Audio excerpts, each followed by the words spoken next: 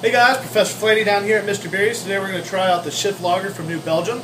We just started getting New Belgium beers into Florida, which is awesome because they got some really nice lineup of beverages there. This one comes in a can, which I'm a big fan of, obviously. This is the second review in a row where I'm drinking one from a can. Personally, I just like to drink it right out of the can, but for this review, you know, we like to see the color and we like to see kind of how the beer goes in the glass. Isn't that beautiful? Alright, so let me tell you about this beer. This is the Shift, like I said. This is a pale lager, which is an interesting kind of choice of beer to make. It's not really an actual style that I've heard of, so I guess they kind of made it up. You can almost think Pilsner in a way, because Pilsners tend to be a little hoppier than your standard American lager that you usually find.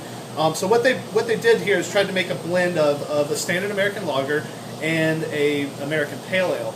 And an American pale ale is, well, let me quickly go down the ale lager difference here.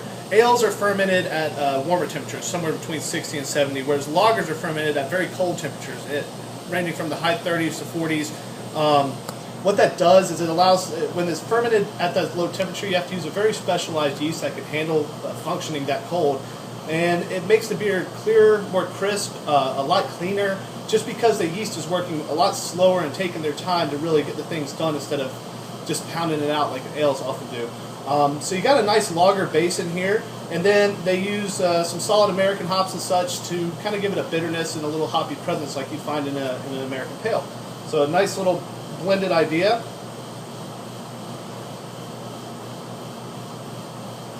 You do kind of get that lagery nose, not so much a hoppy nose.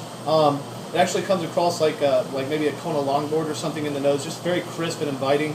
The beer itself is remarkably clear, a nice straw color. Like the last review, I said the beer wasn't quite amber, but it looked amber on camera, so you can't really trust too much what you're seeing in my hand right now. You should come down and check it out for yourself.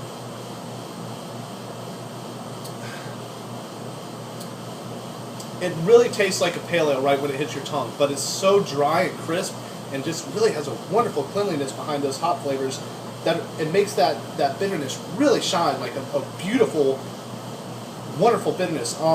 It's not that strong, it's not overpowering. I think it's around 30 IBUs. It's 5% alcohol. This is a great refreshing beer, especially for the temperatures we're having down here in Florida right now. It's refreshing, like a nice ice cold American beer you pick up at the gas station, yet it has a nice flavor to it to really balance out the whole experience. So this is kind of my go-to beer right now. I've been drinking these every time I come in, 1 or 2 or 3 or 4 or 5 of them, you know, whatever it takes. But I highly recommend it. So come down and try some of the New Belgium Shift, straight out of the can if you want, pour it in a glass if you want, whatever. So cheers.